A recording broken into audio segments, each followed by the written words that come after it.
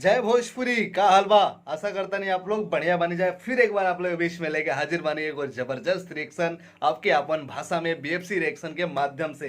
तो जौना गाना का नाम बड़े बारात में नाचे लिखे खेसारी लाल यादव जी के बहुत बवाल सॉन्ग आइल बा। काफी लोग ये गाना के तारीफ कर रहा बा, भैया लोग डिमांड भी कैले बा। तो चलिए रिएक्शन शुरू कर जाओ। ओकरा पहले आप लोग से छोट रिक्वेस्ट कर रहा बानी, जैसे हर एक रिएक्शन वीडियो में करे नहीं कि आपका भाई भी तनी मैया की कृपा से गा लेवेला। आप लोग के सपोर्ट और प्यार चाहिए, जैसे हर कलाकार के आप लोग प्यार आशीर्वाद देवे नहीं जा। ये भाई के भी तनी ऐसा प्यार आशीर्वाद दी जा और अपना दिल के कहीं कोनाव में हमरों के जगह दे दी जा। तनी ऐसा लड़ाई उड़ाई ना करो, बस आप लोग प्यार आशीर्वाद दी जाए। जौन बात बाटे कि हमारे को देशभक्ति गाना बहुत ही शानदार बाटे, हमारा ऑफिशियल चैनल जीजी तिवारी जी ऑफिशियल पे रिलीज हो गई बाटे। ओकर लिंक जौन बा नीचे डिस्क्रिप्शन में बाटे। बाकी जीजी तिवारी जी ऑफिशियल चैनल पे भी आप सर्च करके हमरा के प्यार आशीर्वाद दी जा, सपोर्ट दी जा। और हमरा के इंस्टाग्राम पे भी फॉलो आप लोग जरूर कर लेना। जीजी तिवारी जी कहीं भी सर्च करम ना मिल जाए, हमारे नामे ही यूनिक बाटे। तो चलिए देख ले जो आखिर बारात में नाचेली के नाचता।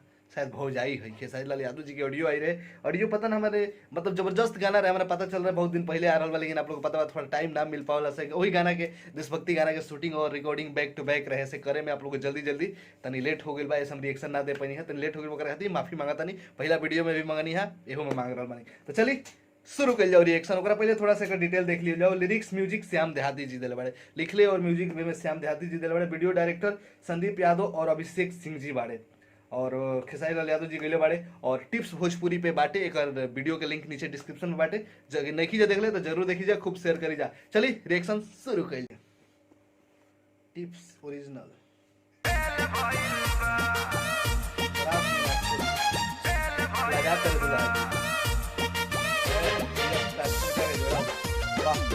क्या ड्रेस आजकल खेसारी लाल यादव जी जबरदस्त जबरदस्त पहनता है। मन को लगता है ऐसा ड्रेस पहनेंगे। साड़ी बड़ा स्टाइल है। क्या गुस्सा गुस्सा डीजे बजाता बारात सजाता क्या गुस्सा। ए हो डीजे ये तो बजाता पुरानका गाना का बारात गुस्सा बा। सजाता परिछावन में देखा धुर खेल भइल बा। कोमल जी। भौजी नाचतारी लौंडो भी खेल क्या भइल लाइन बा। भौजी नाचतारी लौंडो भी खेल भइल बा। जुए झूला से पास ना करुआ तेल भइल बा।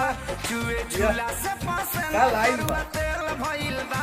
भौजी नाचतारी लौंडो भी या, फेल भइल बा। सच में। भौजी नाचतारी लौंडो भी फेल भइल बा। चल खेसारी जी के ठुमका देखे के मिल जाए। अरे बच्चा लगा लौंडा तो बड़ा क्यूट लगा था। बात कौन बात है।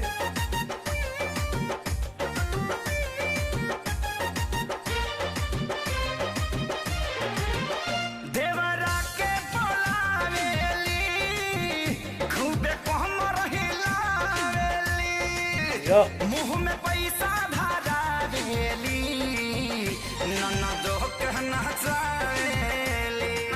मतलब भाव भी गाना में बा रुका भौजी और रॉकिंग गाना में बात है। देवरों के बोलावेली खूबे कहमर हिलावेली मुंह में पैसा धरावेली ननदो के नचावेली। भीड़ लागल बा सभे पागल बा इनके कमर आज देखा गुरु देल भइल बा। भौजी नाचतारी लौंडो भी फेल भइल बा। गाना तो भौजी मुंह पे चढ़ गया। नाचतारी लौंडो भी फेल भइल बा। जुए झूला से पास ना करुआ तेल भइल बा। जुए झूला से पास ना करुआ तेल भइल बा। भौजी नाचतारी लौंडो भी फेल भइल बा। अपना जल्दी हमारे गाने को नहीं याद ना होला, गाना याद हो गया। फेल हो गइल बा हो। या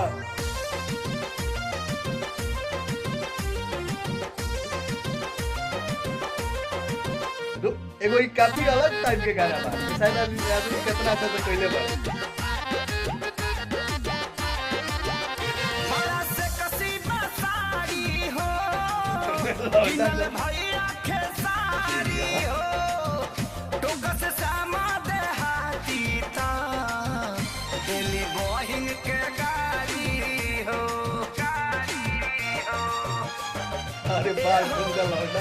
बड़ा से कसीबा साड़ी अब सुनकर लगा। हो किनल भैया खेसारी हो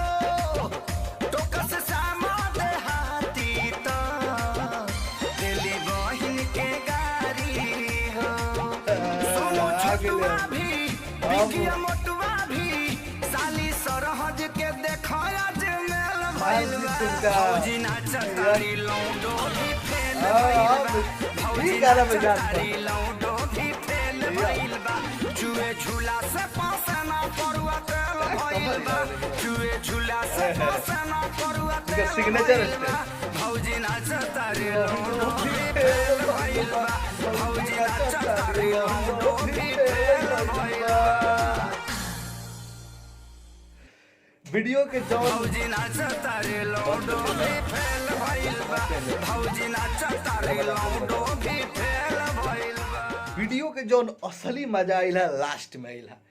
शुरुआत तो बनले रहे, स्लो स्लो चल रहा बड़ा के रोल भी ऐसा रहे गाना का आप लोग धुन जगते नहीं कितना पुरान गाना के टिप्स भोजपुरी मजा ले रहा बड़े गायक से गवा गवा के बहुत मतलब कौन गाना रहा हमारे याद नहीं है, पोट फाटत है कुछ ऐसा रहा गाना खेसारी जी गईले रहना हमारे याद नहीं आवत ना ना ना ना ना ना ना देवर ननुआनिया है ना ना ना ना ना ना ना ना ना कुछ गाना हमारे याद नहीं आवत जौन भी रहे बड़ा जबरदस्त लागल है। लास्ट में जौन खेसारी लाल यादव जी ठुमका लगैले है उनकर उ जौन सिग्नेचर स्टेप है जौन कही के पैरवा हिलावत रहल कमर देहत नहीं कितना मतलब ऐसा लागत रहे जैसे कुछ ना झूले लातना बैलेंस पे वो हिसाब से कमर लचकत रहे जबरदस्त रहे। और एमे रोल काफी खेसारी लाल यादव जी यूनिक कैले बाटे, यूनिक समझत नहीं इतना स्लो चल रहा बा, भाव वाला गाना बाटे, भाव वाला रिदम बाटे, धुन बाटे भाव वाला ओके एगो मजेदार टॉपिक पे देखे के भी मन कैला और सुने के भी मन कैला। इतना बढ़िया बढ़िया वर्ड और लाइन रहे और भौजी तो कमाल लगते रहे और साथ में लौंडा भी क्यूट लागत रहे। तो बाकी सब कुछ मिला के जबरदस्त रहे। लाइन है गाना के जबरदस्त बा, हमारे जल्दी इतना जल्दी जबान पे चढ़ गई और इतना आराम से हम गा लेनी है गाना की। सबसे अब हमने भी आदमी गावेला लेकिन प्रैक्टिस करे के पड़ला हर चीज के देख के, लेकिन गाना फटाक दे लाइन मुंह पे चढ़ गई। आप लोग के गाइबे भी कैले बानी बीच बीच में, तो कुछ गलती हो गई तो भाई दोस्त समझ के माफ करम जा। बाकी जितना होला अंदर से अपन जौन निकलेला सब आप लोग के बीच में वीडियो में निकाल देवे नहीं। और लोग दुनिया कैसे रिएक्शन करेला हमारा नहीं के पता, बस हम अपना अंदाज में करे नहीं। आप लोग प्यार आशीर्वाद देवे नहीं जाए, सही है हमेशा देते रह जा। Love you. और आप लोग बीच में हम रिएक्शन बैक टू बैक करत रहम। तो मिलल जाओ अगला रिएक्शन वीडियो में। खेसारी लाल यादव जी के कोनो आइल बा मारा तारे कुछ गाना याद नहीं होत, मार डालेगा भत्तारे कुछ ऐसे बाटे। तो चलिए वो रिएक्शन कल जाओ, मिलल जाओ वो वीडियो में। जय भोजपुरी एकता बना के रही जा और ज्यादा से ज्यादा शेयर करम। हमारे गाना देशभक्ति वाला आइल बाटे हमारे ऑफिशियल चैनल पर जरूर प्यार देम जा, ये रिक्वेस्ट आप लोग से। तनी ऐसा दिल में अपन कहीं कोनो में हमारा जगह दे दी जा। जय भोजपुरी एकता बना के